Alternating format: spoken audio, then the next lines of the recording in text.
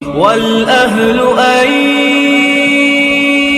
حنانهم باعوا وفاء. حضرت ابوبکر صدیق رضی اللہ عنہ راستے میں ہیں. کسی نے جا کر کہا کہ آپ نے سنا کہ آپ کے دوست اور ساتھی محمد کیا کہہ رہے ہیں آج؟ انہوں نے پوچھا کیا کہا؟ اس نے کہا کہ وہ کہتے ہیں کہ چند لمحوں میں وہ یہاں سے مسجد اقصی بھی گئے، وہاں سے ساتوں آسمانوں کی سیر عرش الہی کو دیکھ کر اللہ سے ملاقات کر کے آئے ہیں، تمہارا کیا کہنا ہے؟ حضرت ابوبکر نے پوچھا کیا وہ ایسا ہی کہہ رہے ہیں؟ کہنے والے نے کہا کہ ہاں. حضرت ابوبکر صدیق نے کہا بالکل سچ کہتے ہیں. ان کو اس واقعے کی خبر دینے والا کہتا ہے کہ تم کیسے اس کی تصدیق کر رہے ہو؟ وہ کہنے لگے یہ تو بہت چھوٹی سی بات ہے. محمد نے آ کر کہا مجھ پر وحی آتی ہے، میں نے اس کی تصدیق کی. انہوں نے کہا مجھے اللہ نے نبی بنایا، میں نے اس کو سچ کہا. وہ جو کہتے ہیں وہ سچ کہتے ہیں. اور آپ شاید جانتے ہوں گے کہ اسی تصدیق کی بنیاد پر حضرت ابوبکر صدیق رضی اللہ عنہ کا لقب صدیق پڑا. اس سے پہلے صدیق نہیں تھا.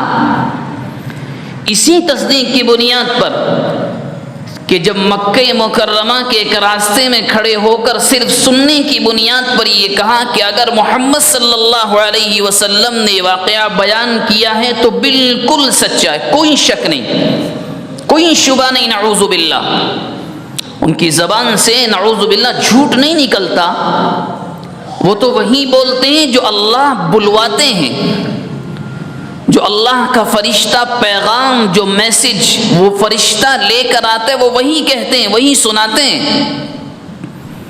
یہیں سے حضرت ابوبکر صدیق رضی اللہ عنہ کا لقب صدیق پڑا. اور صدیقیت انبیاء کرام کے بعد سب سے بڑا درجہ ہے.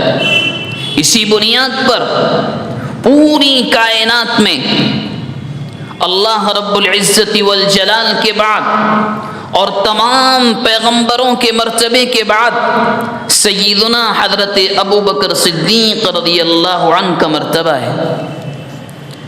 تمام صحابہ میں سب سے بلند.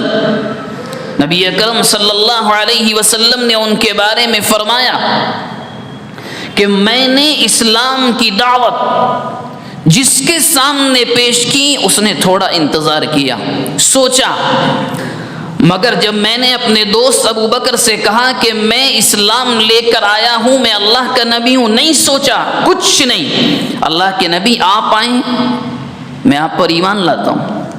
ایک لمحہ نہیں، فوراً.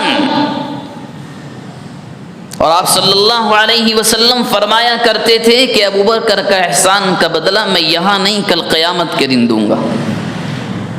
جان، مال، تن، من، دھن، خاندان تک سب کچھ قربان کر دیا، تب جا کر کے لقب ملا صدیق.